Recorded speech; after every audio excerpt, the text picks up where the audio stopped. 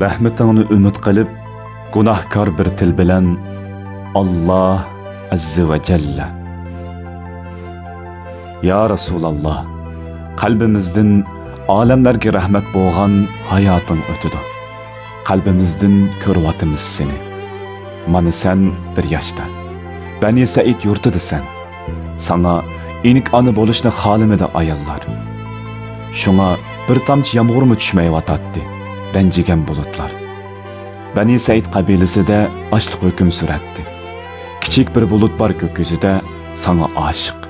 Ayrılmaydı senden. İnsanlar yağmur duasida.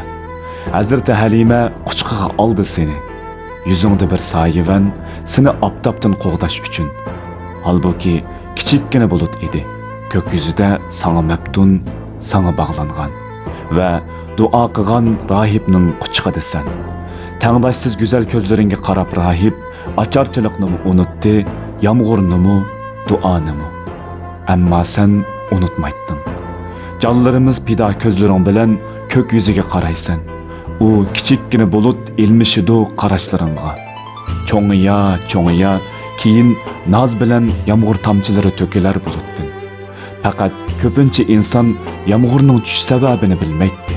Köpünçisi seni bilmaydi. 6 yoshdasan. Madina Munavvar yo'llardasan. Yaningda aziz anang ve Ayman.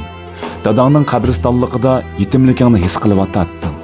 Keyin yo'lda Abvada qari yetimlik kutdi seni.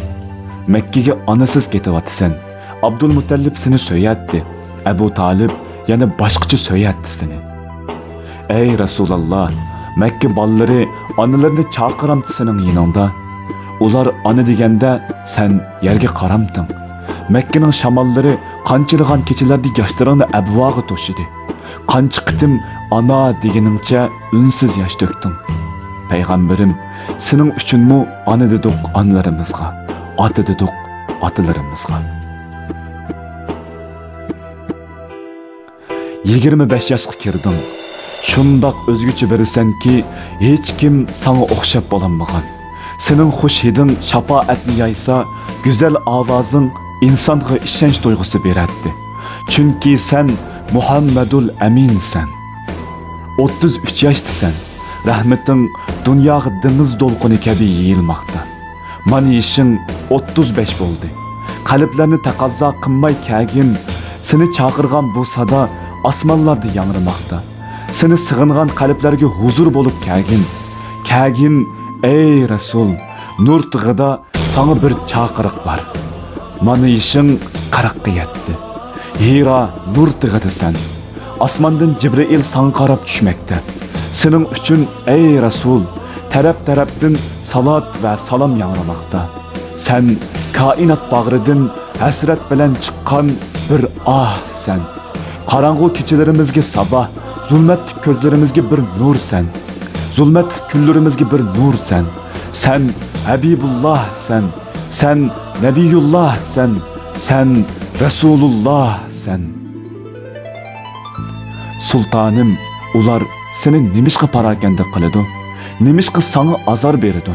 Sana parvosizcha qilingan bu arziyatlar Abu Talibning ketganligi uchunmi?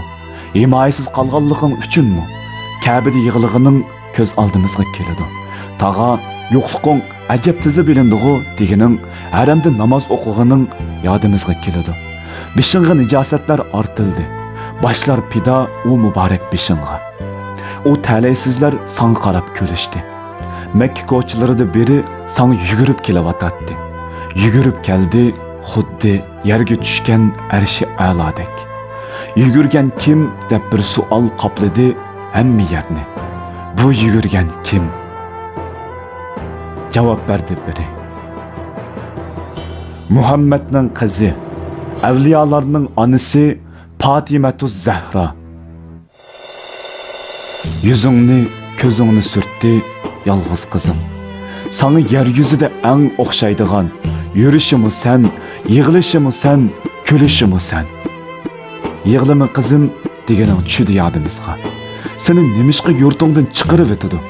Himoyasiz qolganliging uchunmi? Seni himoya qiladigan, seni olamlarga rahmat qilgan zotni ular bilmemdi. Ular seni sarang deydi. Sen sükut kılattın. Seni mecnun deydi. Şair deydi. Sen sükut kılattın. Seni bizning qo'limizdan kim qutuldurdi deydi. Sen Allah deydin. Osmonni vahim qoplaydi.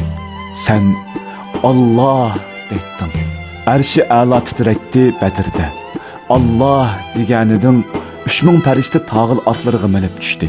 125 ming sahobi ata onam sana pido bo'lsin deydi. Ey Rasululloh, Madina Munavvarning ko'chalarida yurib o'tatdim. Bani Najjarning kichik qizlarini ko'rib, so'yingindin nima ish qilarni bilmagan edi.